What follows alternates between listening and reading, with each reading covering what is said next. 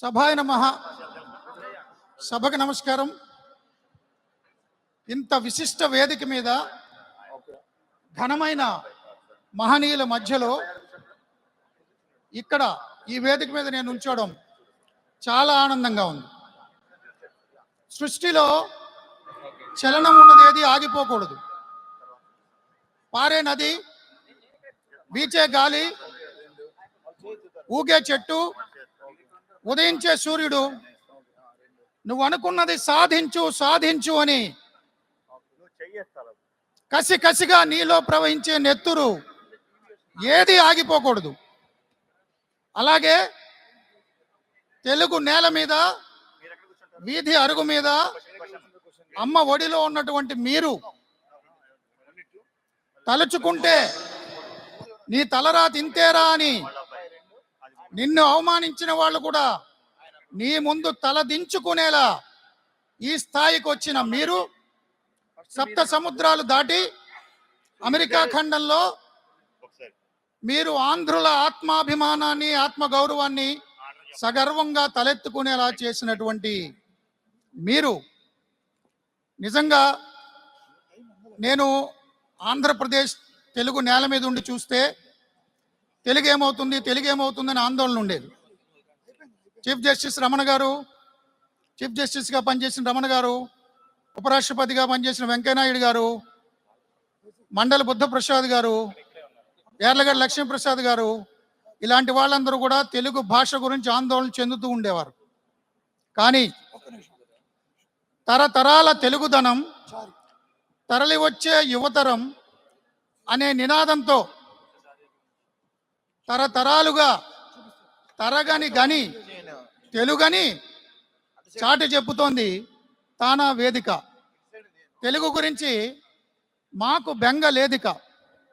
అంత అద్భుతంగా సంస్కృతి సంప్రదాయాలను పెంచి పోషిస్తున్న మీ అందరికీ, ఎన్ఆర్ఐలకి అనేక అనుమానాలు ఉన్నాయి. అక్కడ రాష్ట్రంలో తెలుగు నేల మీద మీరు ఎంత ఎత్తుకు ఎదిగినా కానీ ఇప్పటికీ తెలుగే మీ రక్తంలో ఉంది. తెలుగు వర్ణమాల అమ్మ, ఆవు, ఇల్లు, ఈశ్వరుడు. మీరు అమ్మను మర్చిపోరు, ఆవుని ఆవకాయని మర్చిపోరు, అక్కడున్న ఇంటిని మర్చిపోరు, ఈశ్వరుని మర్చిపోరు. వెంకటేశ్వర స్వామి అన్నీ మాకే వస్తాయి మీకు దర్శనాల కోసం. కానీ అక్కడి నుంచి చూసేవాడికి మాత్రం మీరు అద్భుతమైన లైఫ్లో ఉన్నారు. ఇంగ్లీష్లోని ఏబిసిడి గురించి చెప్తారు. ఏ అంటే యాపిల్ ఫోన్ తీసుకురా, బి అంటే బ్రాండెడ్ గూడ్స్ తీసుకురా, సి అంటే చాక్లెట్స్ పట్టరా, డి అంటే డిజిటల్ డివైస్లు పట్టరా. కానీ మీరు అలా లేరు. అక్కడ ఉన్నోళ్ళు అలా ఉన్నారు. ఇక్కడున్న మీరు మాత్రం తెలుగు మూలాలు, తెలుగు రక్తంతో ఉన్నారు. గర్వంగా ఉంది. మీరు ఎన్ని వేల కోట్ల రెమిటెన్స్ పంపిస్తున్నారు తెలుగు నేల గురించి. ఇప్పుడు ఆడబిడ్డ పుట్టింటి నుంచి మెట్టింటికి వచ్చినప్పుడు కూడా అక్కడ పుట్టింట్లో అమ్మకేమైంది, నాన్నకేమైంది, తమ్ముడు ఏం చేస్తున్నాడు, అన్న ఏం చేస్తున్నాడు అని చెప్పి ఆందోళన చెందుతూ ఇక్కడ మెట్టింటి గౌరవాన్ని కాపాడుతూనే పుట్టింటికి తెలుసో తెలియకో నెమ్మదిగా పంపిస్తుంటారు. అలాగే మీరు ఇక్కడ అమెరికాలో స్థిరపడి కూడా పుట్టింటి కోసం ఎన్నో వేల కోట్లు పంపిస్తున్నారు, కష్టపడుతున్నారు. అక్కడ రాజకీయంగా ఇబ్బందులు ఉన్నా కూడా మీరు ఆందోళన పడిపోయి ఏదో ఒకటి చేద్దామని సెలవులు పెట్టి వ్యాపారాలు మానుకుని కుటుంబాలు సైతం అక్కడికి వెళ్తున్నారు. సో అలాంటి పరిస్థితుల్లో మీకున్న సందేహాలు తీర్చడానికి ఇక్కడ మన ఎమ్మెల్యేలు కొంతమంది వచ్చి ఉన్నారు తెలుగు నేల నుంచి. మీ సందేహాలు వాళ్ళ నుంచి నివృత్తి చేసుకోండి. ఒకటి. రెండు, ఒకవేళ మీరే ఎమ్మెల్యేలు అయితే మీరేం సాల్వ్ చేయగలరు ఎన్ఆర్ఐలు అని కొంతమంది ప్రముఖులు నేను ఎమ్మెల్యేలుగా ఇక్కడ పిలిపిస్తా. శ్రీశ్రీ చెప్తాడు, హింస నుంచే సృష్టి పోస్తుంది, హింస నుంచే మార్పు వస్తుంది అని. నిజంగానే తెలుగు నేల మీద హింస నుంచే మార్పు వచ్చింది. 3 అక్షరాల నిప్పు రవ్వ, 3 అక్షరాల అగ్గి రవ్వ హింసని తాను తీసుకుని ఒక రాత్రి కాళరాత్రిగా అనుభవించి ఈవేళ చేస్తే రేపటికి 2 నేను నా నేల కోసం ఏదైనా చేయాలని ఒక వ్యక్తి, ఆ వ్యక్తిని 5 సంవత్సరాల వ్యవస్థ ఒక ప్రశ్న అడిగింది, శరణమా మరణమా అని. 2 కాదురా బాయ్, రణమే అన్న వ్యక్తి RRR, మన గౌరవ డిప్యూటీ స్పీకర్ RRR గారిని సగౌరవంగా వేదిక మీదకి పిలుస్తున్నా. 3 అక్షరాల రణ నినాదం, 3 అక్షరాల అగ్గి పిడుగు RRR.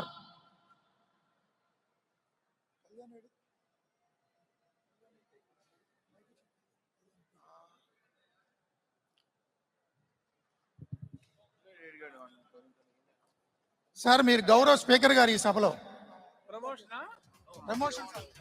Thank you.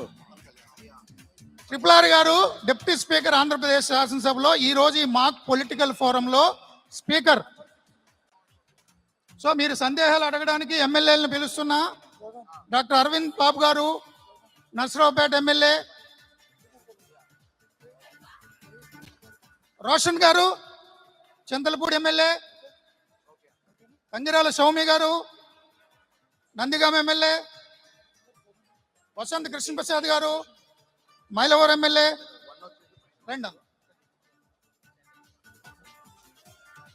ట్రెజరీ బెంచ్లో కూర్చోవాలి సార్, మీరు ట్రెజరీ బెంచ్లో కూర్చోవాలి మీరు. రండి ఎమ్మెల్యేలు రండి. యార్లగడ్డ లక్ష్మీప్రసాద్ గారు కూడా గౌరవ రాజ్యసభ సభ్యత్వం చేశారు కాబట్టి వారు కూడా కూర్చోవచ్చు ఎమ్మెల్యేగా. లక్ష్మీప్రసాద్ గారు స్వాగతం.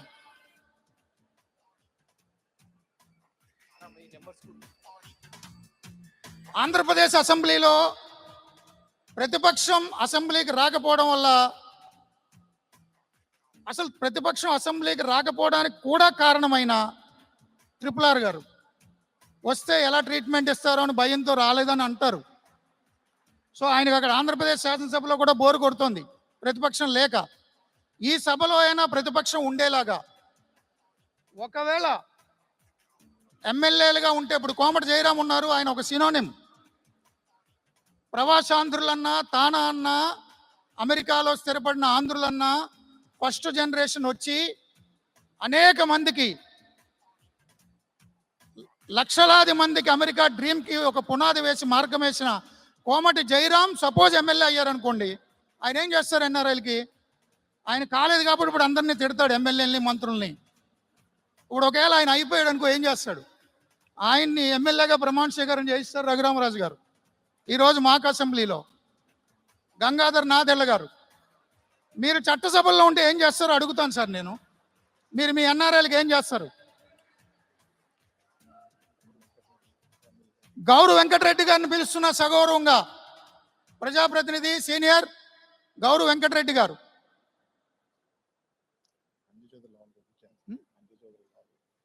లావు అంజయ్ చౌదరి గారు, నాదెళ్ల గంగాధర్ గారు, మీరు రావాలి సార్. మీరు మంత్రివర్గంలో కూడా చేరుస్తాం మేము. మీరు నిజంగానే అక్కడ ప్రజాప్రతినిధులు ఉంటే ఏం చేస్తారు? ఇక్కడ అసంతృప్తి వ్యక్తం చేస్తారు కదా, అక్కడ గ్రౌండ్ రియాలిటీస్ ఎలా ఉంటాయో తెలియాలి. మాసన్ రాజేష్ గారు, బాలకోటయ్య,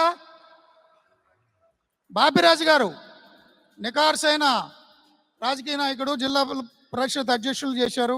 గిరీష్, బ్రహ్మం, సతీష్ మేక, మీరంతా అటువైపు కూర్చోండి. మిమ్మల్ని ఎమ్మెల్యేలుగా గౌరవ స్పీకర్ రఘురామ కృష్ణరాజు గారు ప్రమాణ స్వీకారం చేయిస్తారు.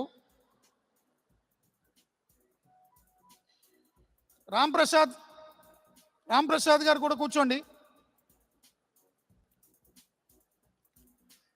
కేసీ చేకూరి, వాట్సాప్ గ్రూపుల్లో ఆన్లైన్లో తిట్టడం కాదు, నువ్వు ఎమ్మెల్యే అయితే ఏం చేస్తావో సంగతి తెలుస్తా. రండి.